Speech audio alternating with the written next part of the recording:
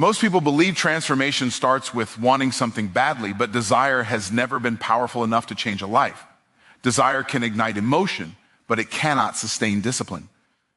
You can want better finances, stronger relationships, or a healthier body and still remain exactly where you are. Wanting is passive. Transformation is not.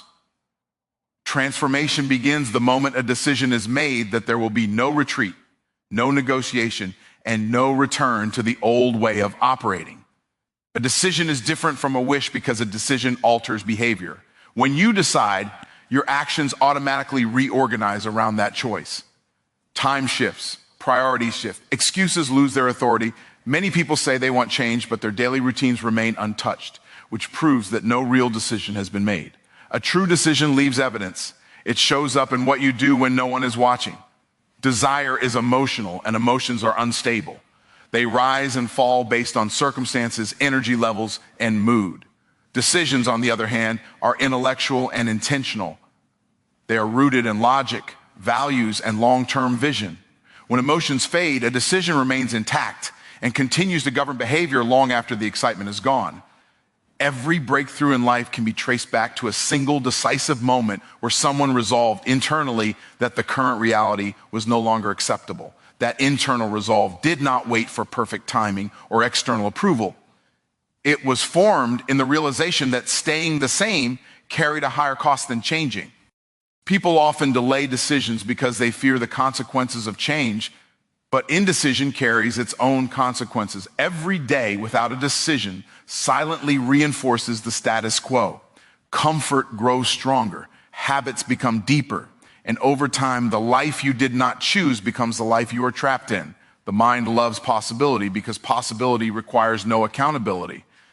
As long as something remains a dream, failure cannot occur. Decisions eliminate escape routes. They turn possibility into responsibility. This is why many people romanticize change but resist commitment. Commitment demands proof. When a decision is genuine, it produces internal alignment. Your thoughts stop arguing with each other. Your energy becomes focused. Distractions lose their appeal because they no longer align with where you are going. What once felt difficult becomes necessary, and what once felt optional becomes essential. There is a clear difference between people who talk about change and people who embody change. The difference is not intelligence, talent, or resources. It is decisiveness. Decisive people move before they feel ready.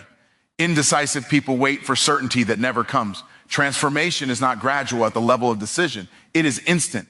The lifestyle change may take time, but the internal shift happens in a moment.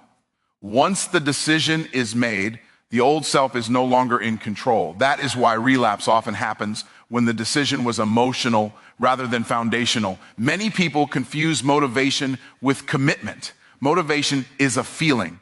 Commitment is a binding agreement with oneself. When motivation fades, commitment continues to execute. A decision rooted in commitment does not ask how difficult something will be. It asks whether it aligns with the chosen direction. Life responds to certainty. When your decisions are weak, life tests you. When your decisions are firm, life rearranges itself around them.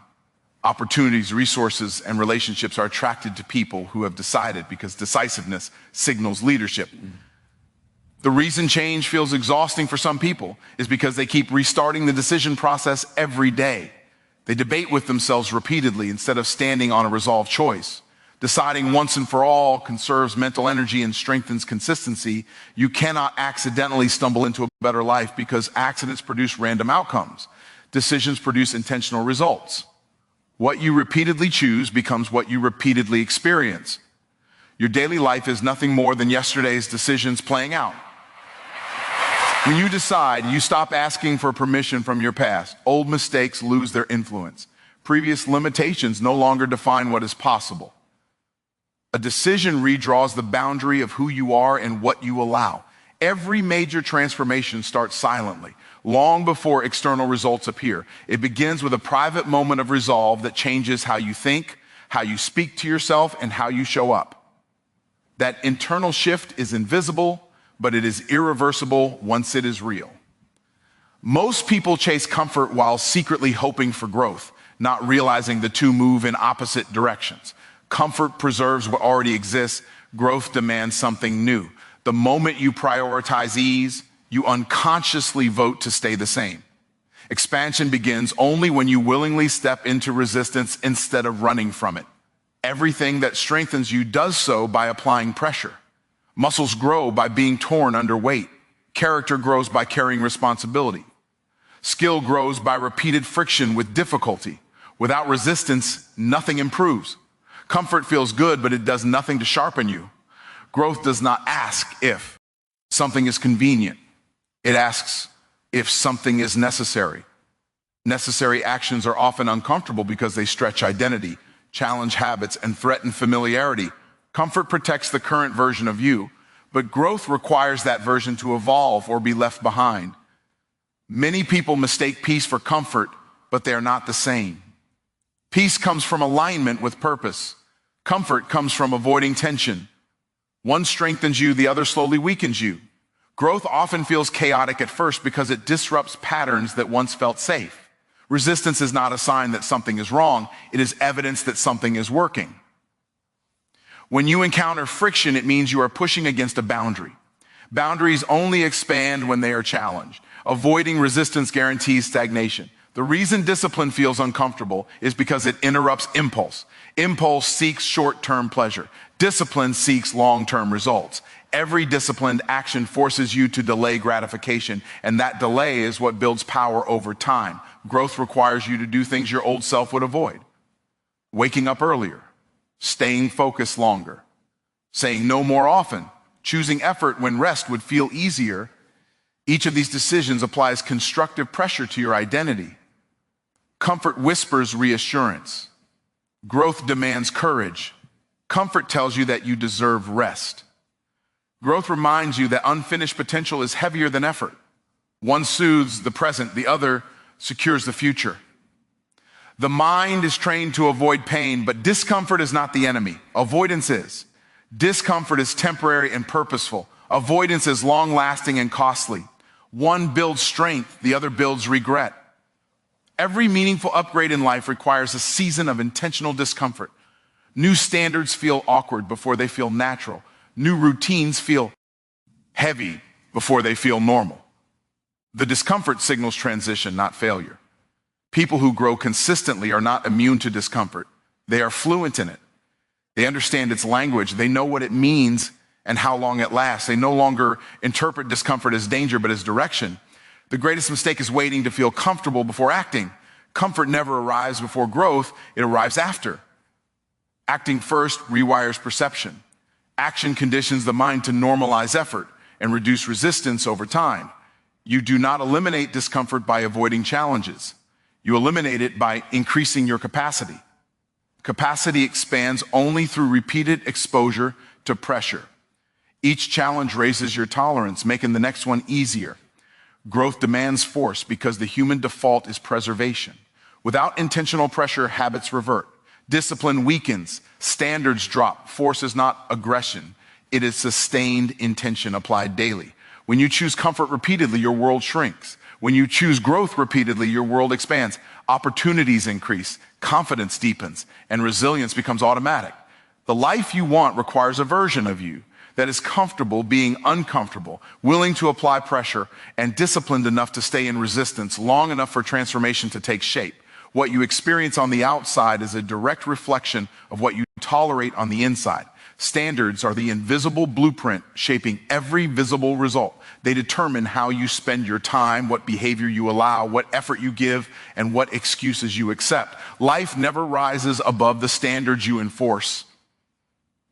Many people confuse goals with standards. Goals are outcomes you want. Standards are conditions you refuse to live below. Goals are optional and negotiable. Standards are non-negotiable and in fork. You can miss a goal and still feel okay. You cannot violate a true standard without immediate correction. Your income reflects your standard for value creation. Your health reflects your standard for self-care. Your relationships reflect your standard for communication and boundaries. Wherever your results are weak, your standards have been loose, inconsistent, or undefined. Standards operate quietly but relentlessly.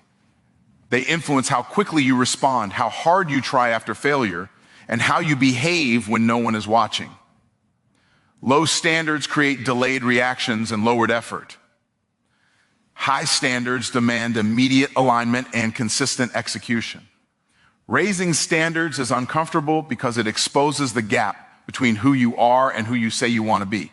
That gap creates pressure. Many people avoid raising standards not because they cannot meet them, but because they don't want to confront that gap. You will never outperform what you tolerate.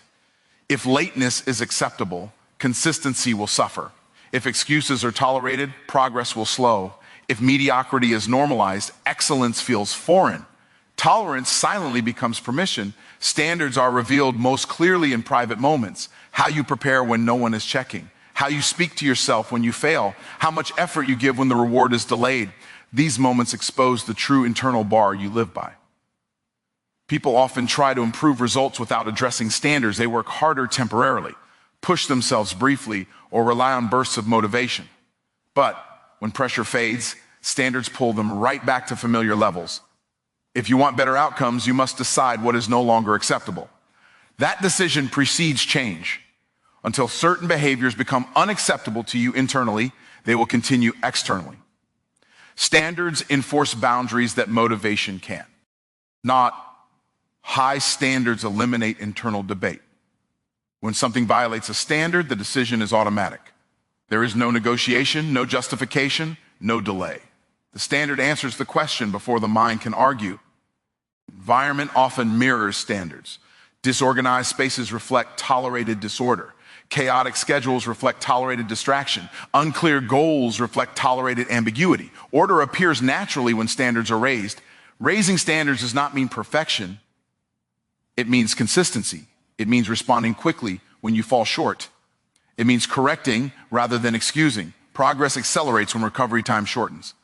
Many people set standards based on what feels realistic rather than what is required.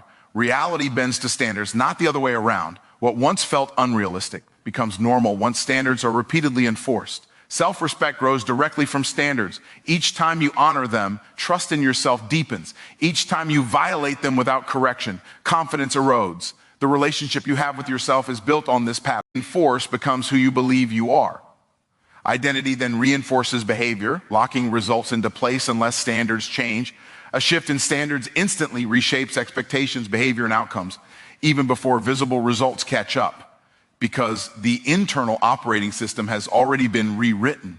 Many people live as if help is guaranteed, as if at some point someone will arrive with answers, resources, or permission.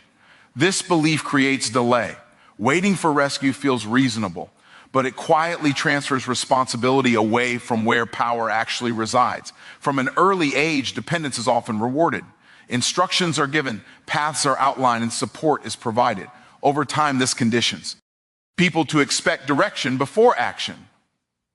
But growth requires the opposite shift, action before assurance. No mentor can wake up early in your body.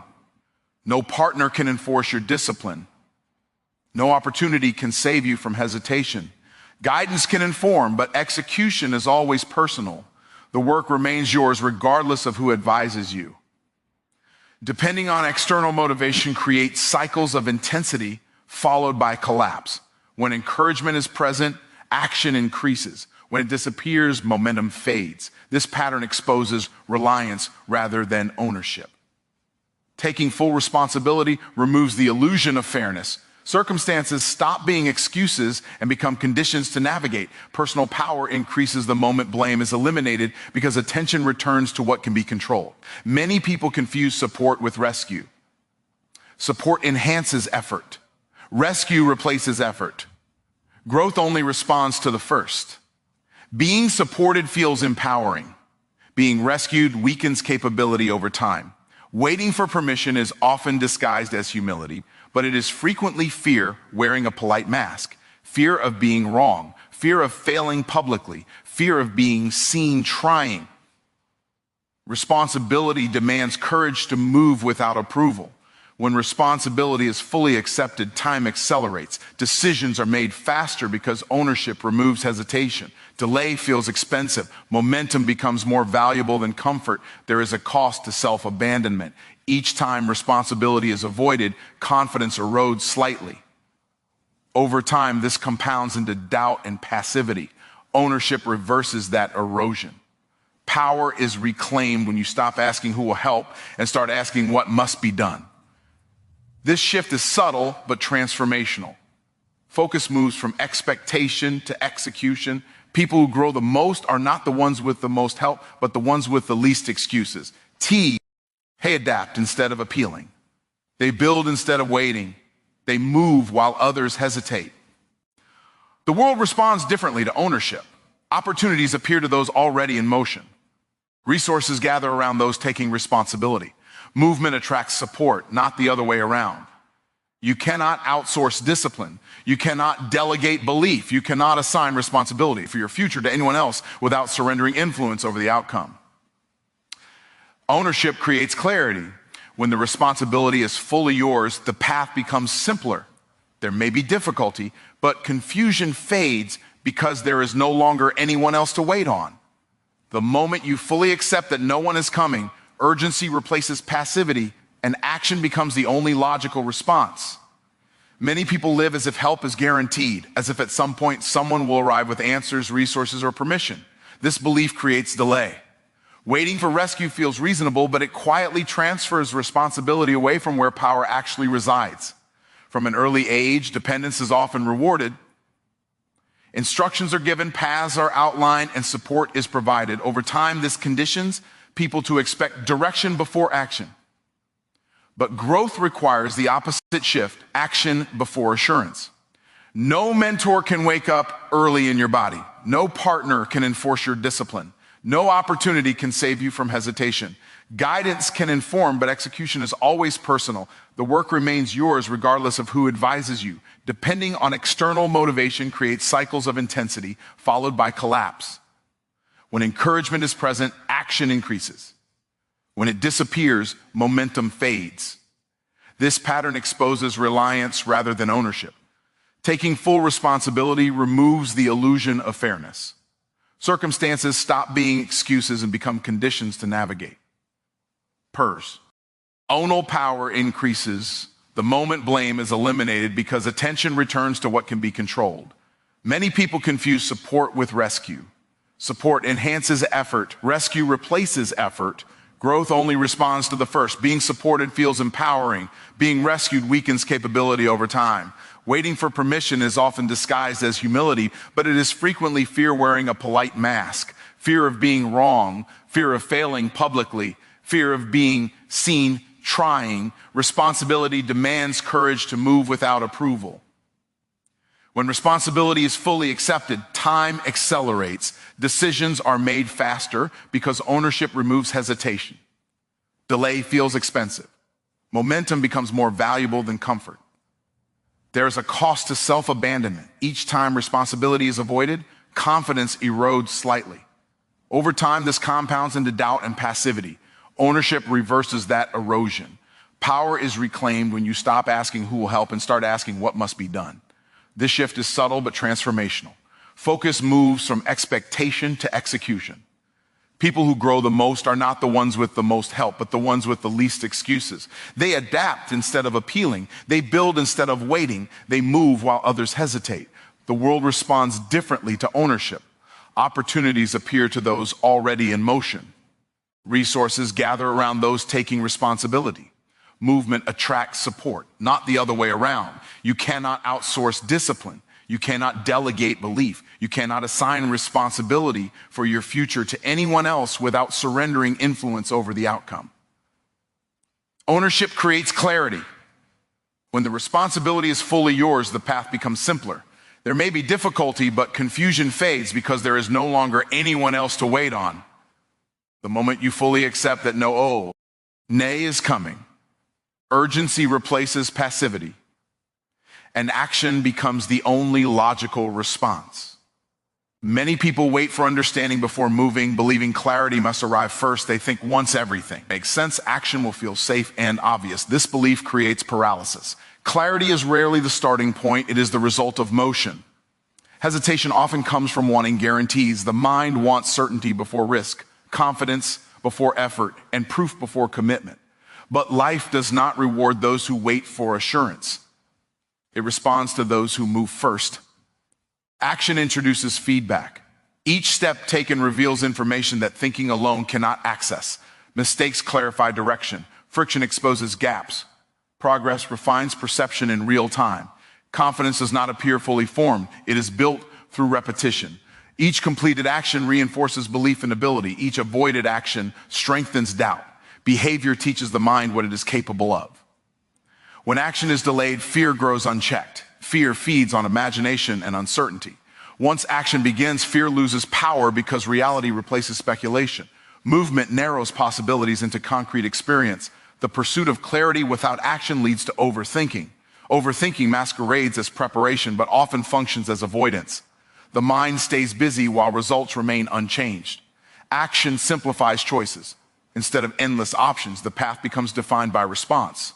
What works is kept. What fails is adjusted. Decision-making becomes faster once momentum exists. Confidence increases when action aligns with intention. Integrity between thought and behavior strengthens self-trust. That trust becomes the foundation for sustained momentum. Small actions are especially powerful because they reduce resistance. They prove that movement is possible without overwhelming EFFO. Once started, continuation becomes easier than stopping. Perfectionism delays action by raising the threshold for starting. Progress lowers that threshold by demonstrating that improvement happens through iteration, not initial precision. Learning accelerates when action replaces theory. Experience provides nuance that instruction cannot. Understanding deepens through engagement rather than observation. Clarity often arrives in hindsight. What once felt confusing becomes obvious after movement reveals patterns and consequences. Action sharpens insight retroactively. Momentum alters identity. Someone who acts consistently begins to see themselves as capable and decisive. That identity fuels future confidence without effort. Waiting reinforces passivity. Acting reinforces agency. Over time, these patterns compound into either stagnation or growth, depending on which is practiced. Movement itself becomes the teacher, dissolving confusion and building certainty through repeated engagement with reality. Most people rely on motivation to start, but motivation is unstable and unpredictable. It rises with excitement and disappears with fatigue or distraction. Building a life on something so temporary guarantees inconsistency. Identity is far more powerful than emotion. What you believe about who you are dictates what you do automatically. When behavior aligns with identity, effort feels natural rather than forced. Motivation asks how you feel. Identity answers who you are. One negotiates with circumstances, the other operates regardless of them.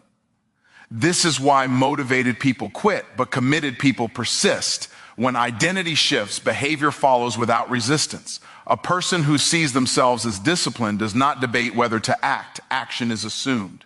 Identity removes decision fatigue. Habits are expressions of identity repeated over time. They are not I. Isolated actions, but confirmations of self-concept. Each habit reinforces a belief about who you are becoming. Inconsistency is not a willpower issue. It is an identity mismatch. When actions conflict with self-perception, friction occurs. Alignment eliminates struggle. People often attempt to change habits directly without addressing identity. This works temporarily, but collapses under pressure.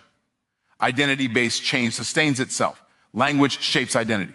How you speak about yourself influences behavior. Statements of identity create expectations the mind works to fulfill.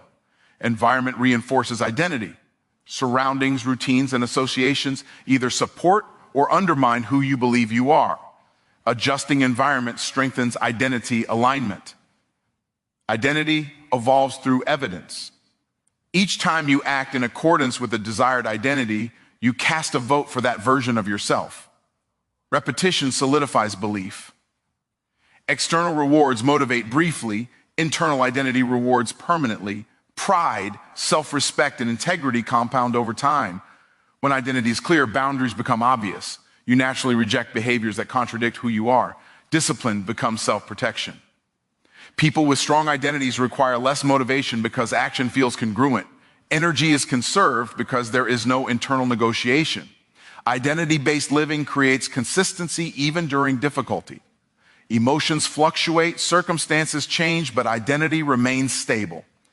The strongest transformations occur when identity is deliberately chosen and repeatedly reinforced through aligned action.